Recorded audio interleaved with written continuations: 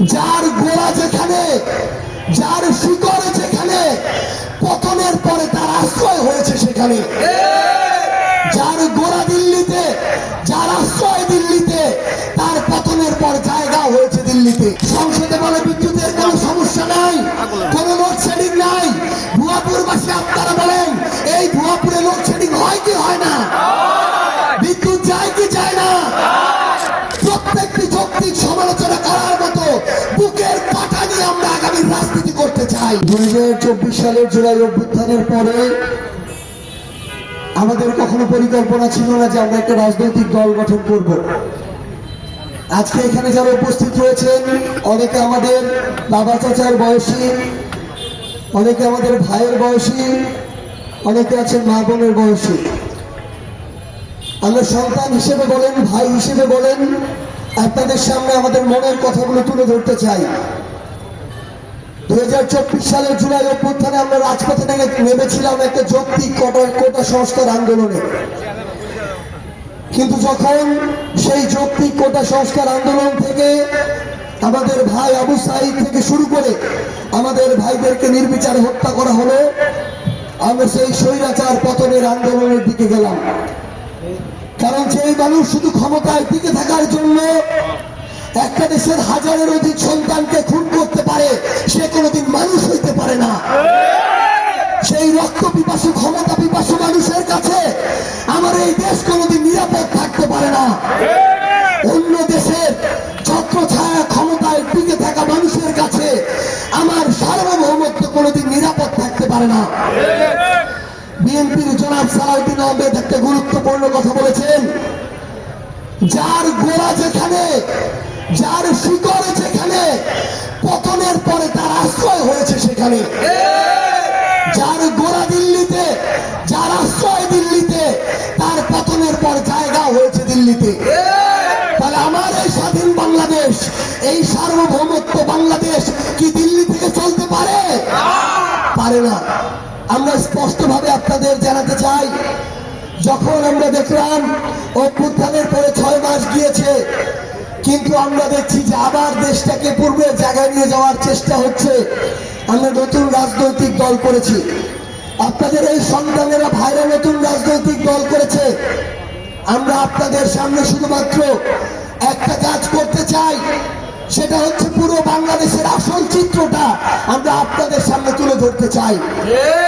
আপনারা এতদিন ধরে মিডিয়ার সামনে দিয়ে যা দেখেন, আমি আপনাদেরকে বলি, মিডিয়া অনেক কিছু আমাদের দেখায়, তার পিছনে সবসময় সত্য থাকে না। অনেক সময় ব্যক্তি, গোষ্ঠী, বিভিন্ন প্রতিষ্ঠানের স্বার্থ থাকে। এই জন্য আমরা আপনাদেরকে আসল দৃশ্যগুলো তুলে ধরতে চাই, যেন আপনারা সিদ্ধান্ত নিতে পারেন, যেন বিবেকবোধের জায়গাটিকে কাজে লাগিয়ে বাংলাদেশ গড়ার প্রত্যেকটি সিদ্ধান্তে আপনারা গুরুত্বপূর্ণ হয়ে দাঁড়াতে পারেন। সম্মানিত উপস্থিতি, আমরা এতদিন ধরে দেখেছি রাজনীতিবিদরা সংসদে এক কথা বলে, মাঠে এসে দেখে আরেক কথা। সংসদে বলে বিদ্যুতের কোনো সমস্যা নাই, কোনো লোডশেডিং নাই। ভুয়াপুরবাসী আপনারা বলেন, এই ভুয়াপুরে লোডশেডিং হয় কি হয় না? বিদ্যুৎ যায় কি যায় না? সংসদে বলা হচ্ছে তারা নাকি 1.5 বছরে 1 কোটির বেশি কর্মসংস্থান করবে। বিএনপি সরকার, এই বিএনপি রাজনৈতিক দল, তাদের অঙ্গ সংগঠন জুলাই আমাদের সহযোদ্ধা ছিল। আমরা শুধু বিরোধিতা করার জন্য তাদের বিরোধিতা করতে চাই না, কিন্তু তাদের প্রত্যেকটি কথা মাথায় রেখে প্রত্যেকটি যৌক্তিক সমালোচনা করার মতো বুকের পাটা নিয়ে আমরা আগামী রাজনীতি করতে চাই। কাউকে বিন্দু মাত্র ছাড় দেওয়া হবে না। বিএনপি নির্বাচন ইশতেহারে বলেছিল তারা প্রায় এই বাংলাদেশে 1.5 বছরে 1 কোটি কর্মসংস্থান তৈরি করবে। 4 মাস গিয়েছে, আমরা 1000 কর্মসংস্থানের কোন ধরনের রূপরেখা দেখতে পাই নাই। আমার এই ভুয়াপুর থেকে শুরু করে টাঙ্গাইল, বাংলাদেশের 64 জেলায় আমরা দেখি এখানে অনেক বাবা আছে, ভাই আছে, অনেক মা আছে, যাদের অনার্স মাস্টার্স পড়ুয়া সন্তান নিয়ে তারা চিন্তায় আছে। বছরের পর বছর যায়, চাকরির মুখ দেখা যায় না। আমরা আমাদের বাবাদের, ভাইদের কাছে বলতে এসেছি যে আমরা এই সরকারের শুধু মুখের বলি দেখতে চাই না, আমরা প্রত্যেকটা ঘরে কর্মসংস্থানের ব্যবস্থা দেখতে চাই। সম্মানিত উপস্থিতি, আমরা আপনাদেরকে কিছু কথা স্পষ্ট করে বলি। আমাদেরকে বাধা দেওয়ার জন্য ককটেল হামলা হতে পারে, বোমা হামলা হতে পারে, কিন্তু আপনাদের যে সন্তানদের ভাইদের জন্ম অভ্যুত্থান থেকে, গলির মুখ থেকে তারা কোনোদিন ককটেল আর বোমার আঘাতে এই ন্যায়ের পথ থেকে সরে যাবে না ইনশাআল্লাহ। যে নাহিদ ইসলামকে ওই গোয়েন্দা সংস্থা তুলে নিয়ে গিয়ে তার পুরো শরীরকে রক্তের দাগে দগ্ধকে করে তুলেছিল, সেই নাহিদ ইসলামকে ককটেল আর বোমার হামলা দেখিয়ে কোনো লাভ আছে? আমাদের মন্ত্রী, প্রতিমন্ত্রী আর সংসদ সদস্য যারা সরকারি দলের, তাদের অবস্থা হয়ে গেছে আসলে মানে একটু আমাদের তরুণ প্রজন্মের সাথে মিলায় বলি আর কি, তারা আর্জেন্টিনার মতো কামব্যাক দিতে চায় কিন্তু তারা আসলে দিতে পারে না। তাদের অবস্থা হয়ে গেছে আরেকটা দলের মতো, সেই দলের আমি নাম বলতে চাচ্ছি না।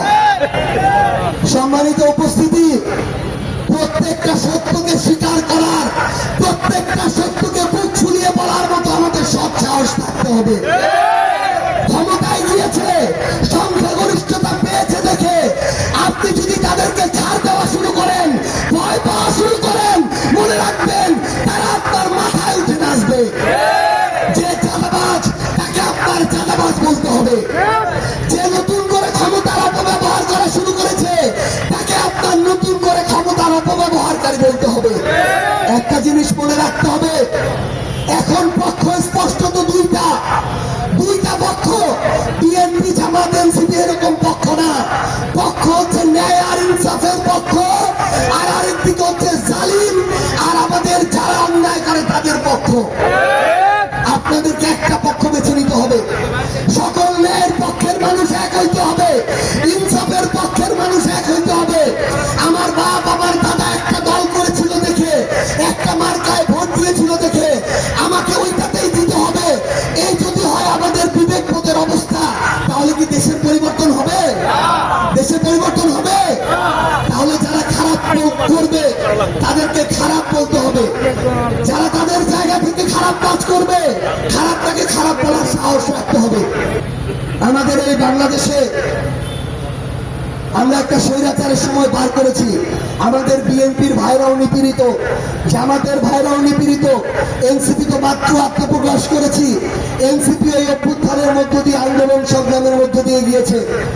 মনে রাখবেন, আমি খালি ভালো চাই, ভালো সিস্টেম চাই, টাকা ছাড়া থানা চাই, অফিস চাই, ভূমি অফিস চাই, হাসপাতালে সেবা চাই, শিক্ষা প্রতিষ্ঠানে শিক্ষা চাই।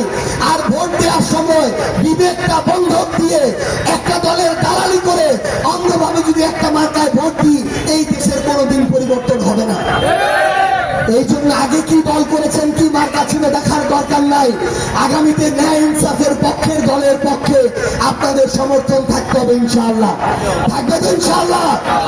আমরা এনসিপি কথা দিচ্ছি, আমরা আমাদের জান প্রাণ দিয়ে আপনাদের জন্য কথা বলবো। এবং আমাদের আলেম ভাইরা, সর্বশেষ শুধু একটা কথা বলি, আলেমদেরকে অনেক ট্যাগিং দিয়ে বিগত সময় অন্যায় করা হয়েছে, জুলুম করা হয়েছে, হত্যা করা হয়েছে, ক্রস ফায়ার দেওয়া হয়েছে। আগামীর বাংলাদেশে আলেমরা তাদের কণ্ঠস্বর জারি রাখবেন। কোথাও অন্যায় দেখলে একসাথে রুখে দাঁড়াতে হবে ইনশাআল্লাহ।